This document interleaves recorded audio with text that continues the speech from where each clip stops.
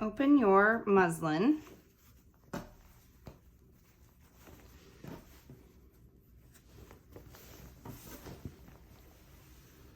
Okay, so what we have here are the cut edges where it would have been cut to a 1 yard length at the store.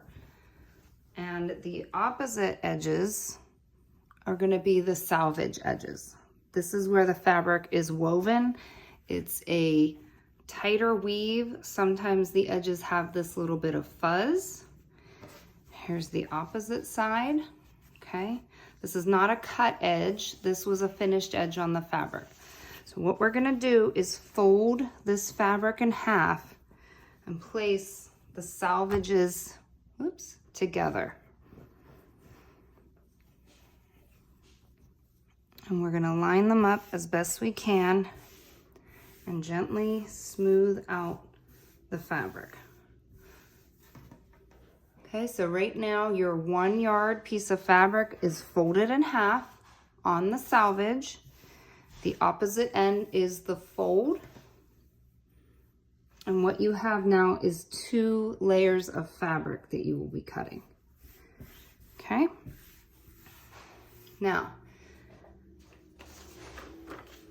take your cutting layout, and what you're gonna do, you can see there's 1, 2, 3, 4, 5, 6 rectangles right here. At 1, 2, 3 rectangles, we're gonna fold our paper in half, okay? This is now mimicking our folded fabric. There's our salvage, right? There's our cut pieces. And now we're gonna lay out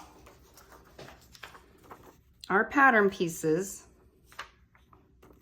just like it shows here. So I'm gonna start with this one in the lower corner.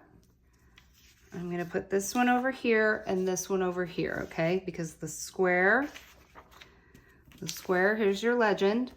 This light rectangle is the 4 by 7. The gray square is the 7 by 7. And the dark gray square is the 4 by 9 rectangle. Okay, my piece of paper, my folded piece of paper is the same as my folded fabric. And I'm gonna take that piece of chalk, and let's go ahead and zoom in a little.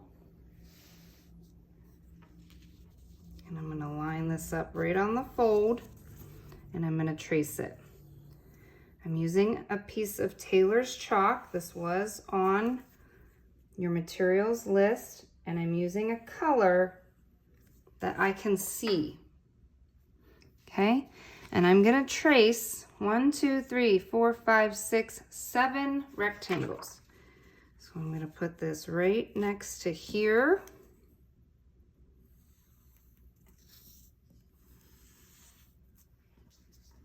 And I'm gonna keep going.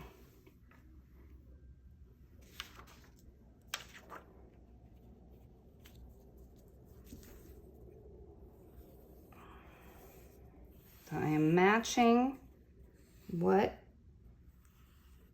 the cutting layout on the diagram.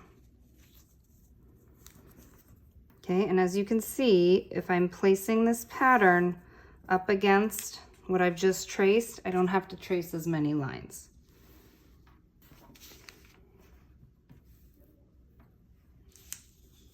Okay, so now I'm going to trace 1, 2, 3. So I'm going to put this one here. And the last one right here.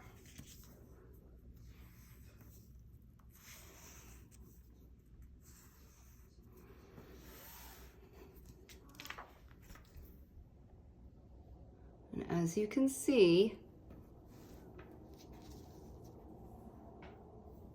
oops.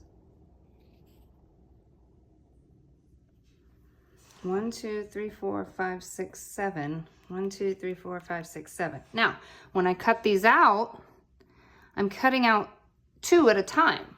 Okay, so I'm saving myself a little bit of time, and that's gonna give me a total of my 14 rectangles that I need. So I'm gonna go ahead and cut these.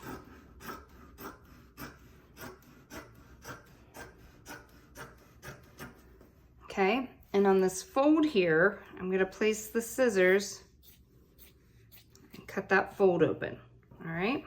And then I'm gonna continue to cut my samples. Do take your time cutting. We want these edges to be straight and neat.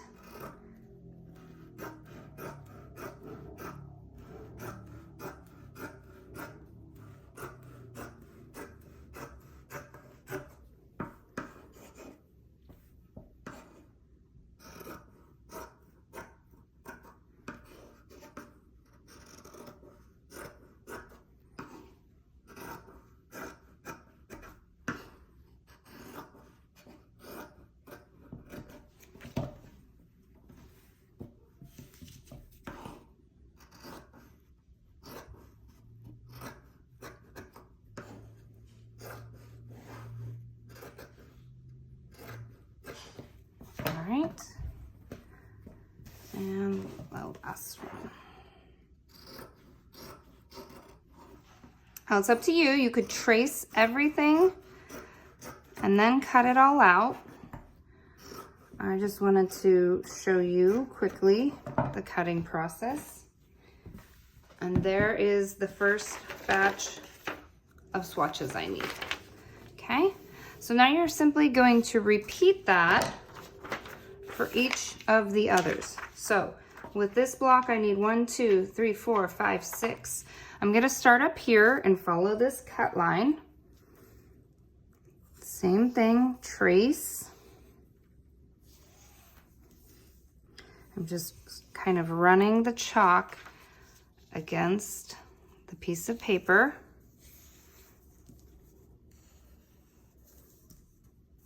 It's not really a right or wrong way to do it as long as they all fit. You can see I'm not up against the fold this time, and that's okay. I'll move this one, line it up with the first square, continue to trace until I have 6 squares. I'm moving very, very quickly, but I encourage you to take your time and do it nice and neat. So there are my 1, 2, 3, 4, 5, 6 squares, just like in my cutting layout.